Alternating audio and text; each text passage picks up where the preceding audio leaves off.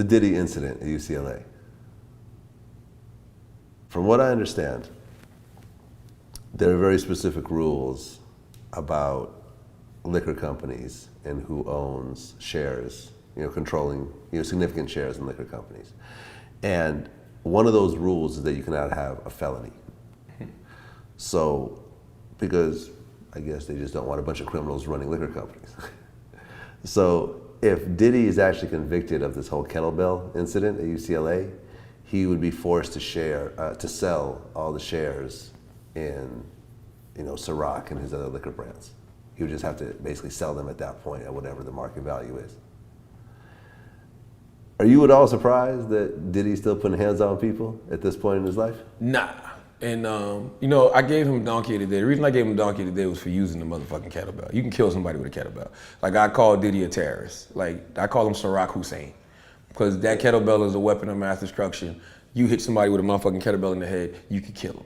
So he didn't have to use the kettlebell. He could have used his regular hands. But it was self-defense. And this is my other thing. Diddy's a smart guy. I mean, even though Diddy has a history of putting hands on people, right, he's never did it for no reason. I mean, when he hit Steve Stoute with the bottle, it's because he felt like it was blasphemous that he was up on the cross in the Hate Me Now video. He asked Steve to take him out. I guess Steve kept him in. So boom, you're playing with somebody's religion, his belief, bottle to the head. Perfectly understandable. Drake, 0 to 100 beat. That was a hot record. If I gave you the beat and asked you to write to it for me, and you not motherfucking responding to my calls and my texts, and I hear the record on the radio, I want to see you. And if I approach you about it and you got something slick to say, I'm gonna slap you in the fucking face. Okay, I get it. This situation, Diddy's a multimillionaire. His son has been going to that school for a few years now. Never heard of any situations.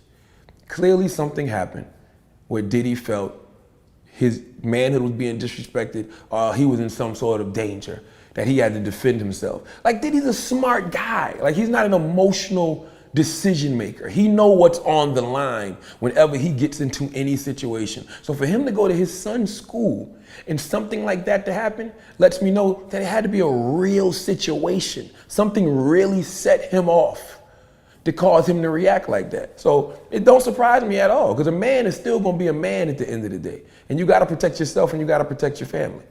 Right, but when you talk about those two other situations, when you talk about the Steve Stoute situation as well as the Drake situation, Diddy was not defending himself. He was the aggressor in both these situations. But in a way he was, because he asked Steve Stoute to take him out the video because he felt like it was blasphemous for him to be on the cross. He said he talked to his pastor, that's his religion.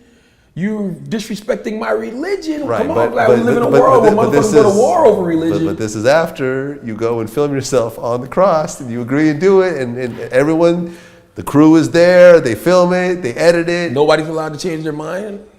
You got the right to change your mind. If I go talk to my pastor and I tell my pastor what I did. Well, hold on. It really depends legally whether you sign the release forms or not. That's true. And this is what I'm saying. Like, you can't just say, well, if you don't do this, I'm gonna put my hands on you, and that's just how it is. Like, society can't work that way. You can't put hands on people just because you have a disagreement with them over legalities or whatever else. It gets settled in court. I agree, but when it comes to something like that, my religion, if I feel like I'm being blasphemous and I feel like God is not going to approve of something that I did and I ask you to take it out and you still like whatever, I can see why he would react that way. Right, and then you'd have to have a conversation with God, say, hey God, I'm sorry for getting up on that cross and filming it and signing those release forms right afterwards. Bad. He probably did that too, but it's his faith. Like, come on, we see wars wars happen over religion all the time. Look, I have a term called act your wage. Mm-hmm. And the reality is, and I've been through this, myself, when I was broke, I didn't give a fuck. I would wild out. I've been in situations where I realize I can't be in right now because I have way too much to lose. Someone could sue me, and everything I've built up to this point, could just simply go away. Could be paid off to someone else over one bad decision. So therefore, I have to act based on the amount of money that I have. There's certain people that don't, use that as part of the decision-making process. I feel that on certain times, Diddy has shown to be that. Like, you can't go and just, Bill Gates and Steve Jobs hated each other for years.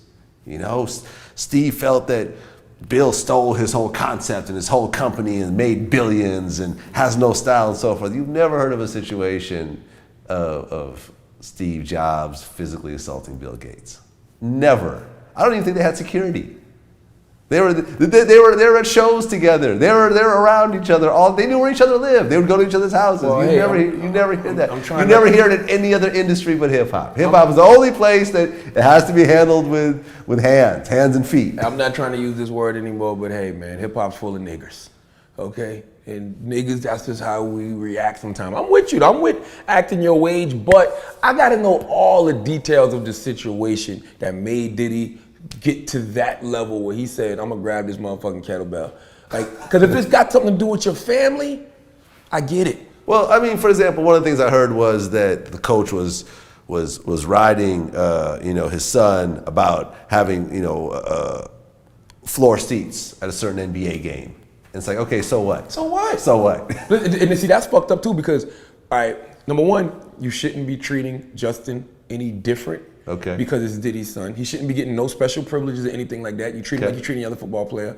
But don't try to overcompensate for the fact that you're not trying to treat him special because you end up treating him worse than everybody else because you're trying to prove to everybody, I'm not treating him no different. Okay. See? I'm not treating him no different because he's Diddy's son. There's a process that you could go through if you have a complaint about a coach. UCLA is actually a public school.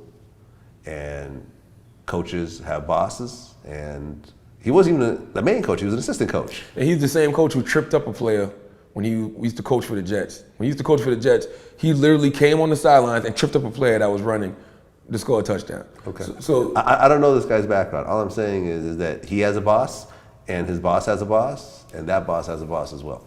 But we don't know if it got to that though. Like we don't know. Like obviously it did. It got handled with kettlebells. Maybe that was the last one. Maybe Diddy was like, let me talk. And what if Diddy went into the office and goes, yo, let me talk to you for a second. And dude was on the phone like, give me a minute. Just being a dick, because he wants to prove I'm not treating you any special just because of who you are. You know something? And that's his right. If that man don't want to talk to Diddy, he don't have to talk to Diddy. There's lots of people I don't talk to. You wouldn't do that to any other coach though. I mean, you wouldn't do that to any other parent. If it was just a regular parent who came and was like, Lo, let me holler at you, he'd be like, okay. I guarantee you that coach was trying to overcompensate for the fact that he wasn't treating them special and overcompensate for the fact that, I don't care that that's Diddy, that he was treating them worse than everybody else. I mean, we'll never know.